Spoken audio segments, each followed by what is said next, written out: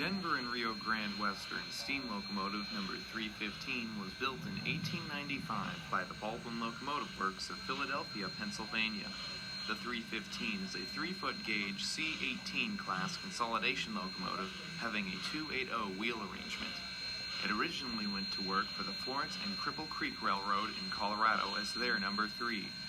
In 1917, it was sold to the Denver and Rio Grande Railroad and was renumbered 425. When the D&RG was reorganized in the early 1920s, the locomotive was renumbered once again, this time to 315, the number it carries today. 315 served on many parts of the Denver and Rio Grande Western narrow gauge system until it was finally retired in 1949. The locomotive ended up being leased and eventually donated to the Durango, Colorado Chamber of Commerce for display to the public. This is likely what saved the locomotive from being scrapped.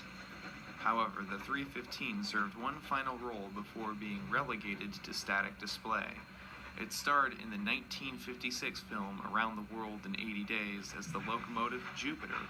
Due to the locomotive's inoperable condition, it was pushed by a diesel locomotive made up as a baggage car for the filming.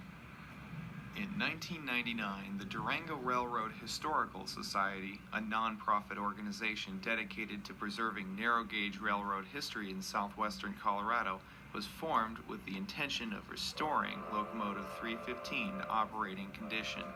The Chamber of Commerce transferred ownership of the locomotive to the city of Durango in the year 2000, and with the permission of the city, the group began work on the restoration the following year.